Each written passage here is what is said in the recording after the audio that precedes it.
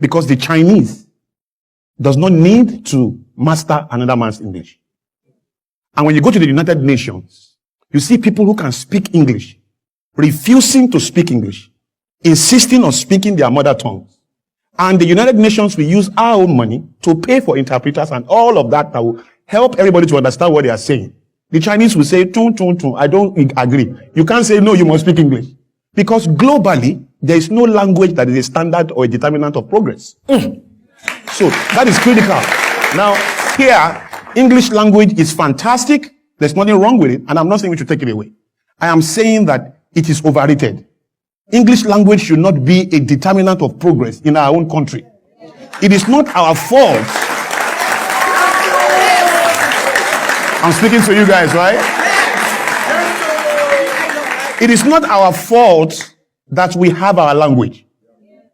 If you can't say church, you can't even marry the girl of your dreams.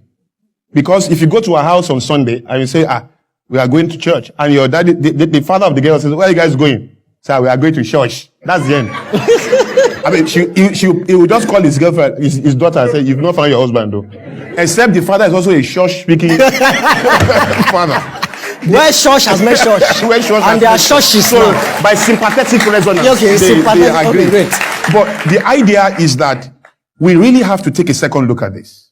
Because if I cannot say church and I say church, it's not a proof of my intelligence. It does not define the strength of my character. It does not show the credibility of my decency. And so the people who observe me, must have another kind of education that allows them to move beyond the limits of container, which is what the tongue can do. The tongue, your body, my suit, and everything I'm wearing right now is a container. My true content is the content of my character. And that has nothing to do with the way I speak. Now, this is the challenge. The guys in China, the guys in Japan, the guys in America, in England, in Germany, in France, they have learned 4 subjects in their native language. That's important. They've learned physics, chemistry, biology, and mathematics. Those 4 subjects make everything that is in this room. Physics, chemistry, biology, maths made your suit, your computer, your watch, everything in this room. Everything in the world, they made it. Every other subject is either selling what they make, distributing it, protecting it, or doing something.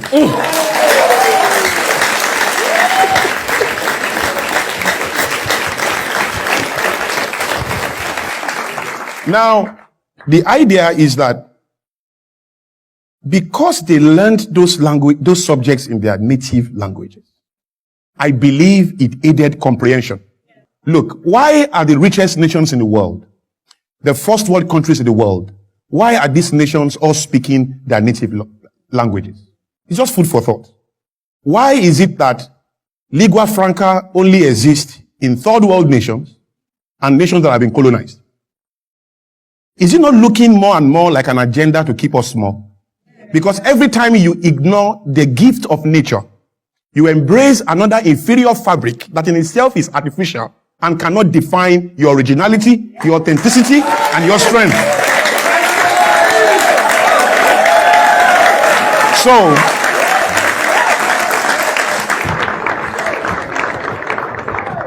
if there is a way that you can learn your subjects in your language, I'm telling you, you will do better.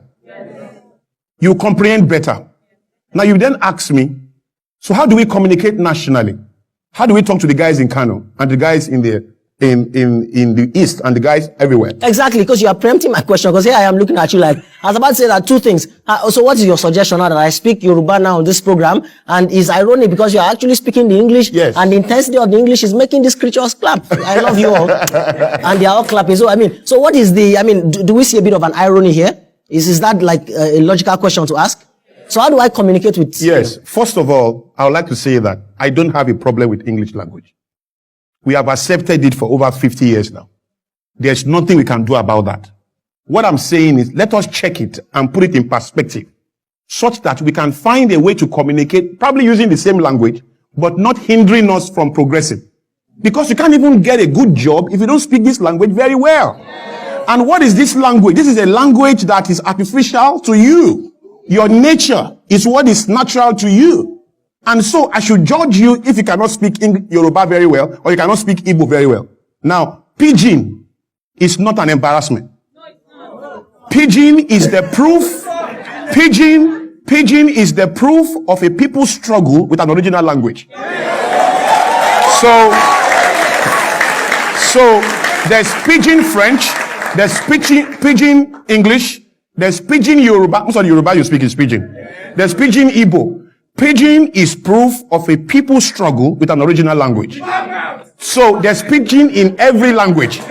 Clemens Westhoff is supposed to be the Super Eagles' most successful coach. Meanwhile, Super Eagles is the only team in the world. I hope you know. Okay. So this Clemens Westhoff was a Dutchman. He came to Nigeria, spent some time here, won probably every competition, took us to the World Cup for the first time. But how does he speak? Tomorrow we play, Yekini score, we win. That's how he talks. When he's training, come, ball, move. That's how he talks. He never shared one correct grammar in all his years in Nigeria and after he left Nigeria and before he came to Nigeria. Are we on the same page? Yeah. But he was understood by his players. He won matches and did great stuff for the country, isn't it? But nobody complained. When he's talking to the media, he's always shelling. There's no day Clemens Westhoff does not share. Tomorrow we play Kenya, we win, score. That's how he talks. I'm come tomorrow from Nairobi, we go camp. That's how he talks. All right? But you understand that he's not an Englishman. You understand that he's Dutch. But I doubt if that's what you really understand. I think what you understood really is that he's white. And because he's white, you can forgive that imbalance. Because Shino Peter said, I wish you soonest recover. Some years ago. It took him time to recover from that error. A long time. The media finished him. Everywhere. If I get here and I say, thank you for bringing me here, that can be the end of the show. You guys can just say, who is this blast from the past? Who brought this guy here? You know, and that has nothing to do with the strength of my character. And even a lady will judge me, with my struggle with that particular grammar. And I could be the best guy in town in terms of kindness, love, because how well I can speak this grammar does not communicate the strength of how I'm able to love a woman. That was what you okay, Mr. Show, your grace.